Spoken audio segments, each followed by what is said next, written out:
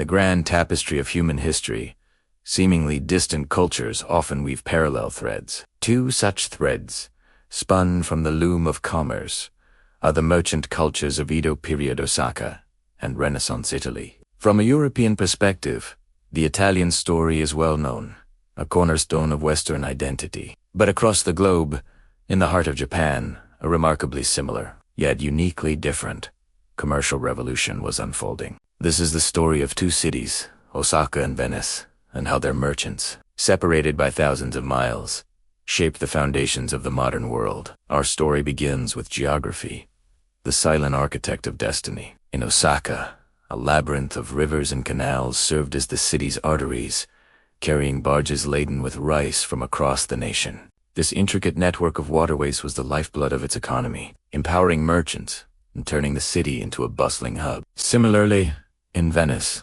a city built on water, canals replaced streets. Merchant galleys sailed from its lagoon, connecting it to the world. For both Osaka and Venice, water was not an obstacle, but the very source of their commercial power. The goods they traded, however, told different stories. Osaka's wealth was built on a single, vital commodity: rice. The city was home to the legendary Dojima rice exchange, where the fortunes of samurai and commoners alike were decided. Vast storehouses lined the canals, a testament to rice's central role in Japanese life and economy. In contrast, Italian cities thrived on a diverse array of luxury goods. Markets in Venice and Florence buzzed with the vibrant colors and exotic scents of spices from the east, luxurious silks, and the finest wool, catering to the wealthy tastes of European elites. Despite their economic might, the social standing of merchants in these two worlds could not have been more different. In Japan's rigid social hierarchy,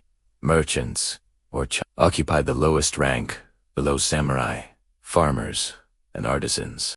Though they accumulated immense wealth, they were often viewed with disdain by the ruling class. In Italy, however, wealth translated directly into power. Merchant families like the Medici in Florence were not just traders. They were bankers, rulers, and patrons who held the fate of city-states in their hands, their influence echoing through the halls of power across Europe. This drive for commercial dominance spurred incredible financial innovation.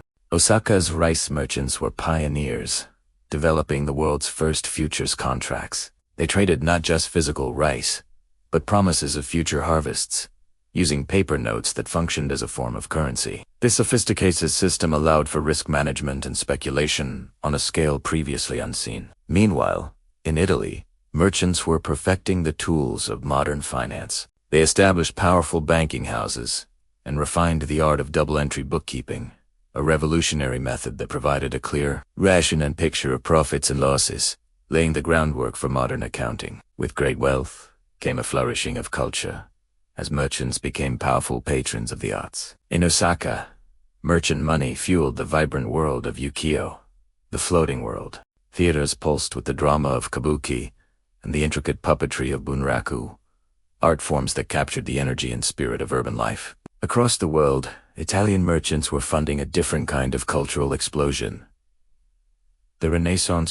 Their patronage supported masters like Leonardo da Vinci and Michelangelo, whose paintings and sculptures would come to define Western art for centuries, transforming cathedrals and city squares into magnificent galleries. Organizing and protecting their interests was paramount. In Osaka, powerful merchant guilds, known as za, and later kabunakama, controlled specific trades, setting prices and regulating competition. These organizations gave merchants a collective voice, allowing them to negotiate with the feudal authorities and safeguard their monopolies. Similarly, in Florence, powerful guilds, or arti, dominated the city's economic and political life. The Wool Guild, for instance, was not just a trade association, but a major political force, its members holding key positions in the city's government and shaping its laws. Yet, the scope of their trade differed dramatically. Osaka's commercial empire was primarily domestic.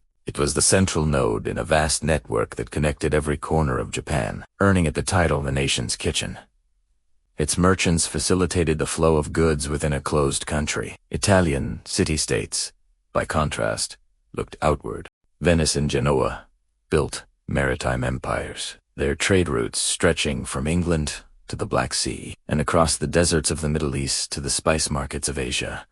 They were Europe's gateways to the wider world. As a result, both sets of cities became unparalleled centers of commerce. Osaka was more than just a market. It was the engine of Japan's economy, the place where the nation's wealth was gathered and distributed. Tsumonaka tenka no Dedikoro, or the nation's kitchen, was a literal truth, as it fed and supplied the entire country. In Europe, cities like Venice and Florence served a similar role on a continental scale. They were the dynamic hubs through which the riches of the world flowed into Europe, fueling its growth and prosperity. The economic impact of these merchant cultures profoundly reshaped their societies.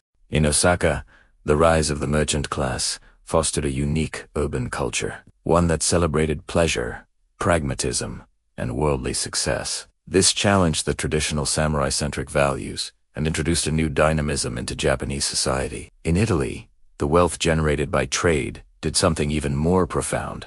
It funded the Renaissance. This cultural revival, rooted in the rediscovery of classical knowledge, gave rise to humanism, a philosophy that placed human experience and potential at the center of the universe, fundamentally altering the course of Western civilization. From the canals of Edo period Osaka to the palazzos of Renaissance Italy, the legacy of these merchant cultures endures.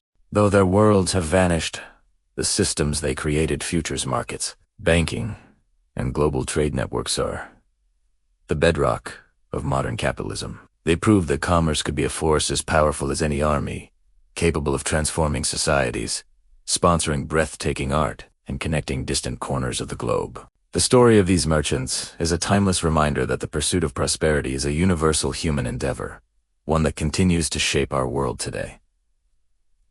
Thank you for watching. If you found this journey into history interesting, please like this video and subscribe for more stories that connect our world.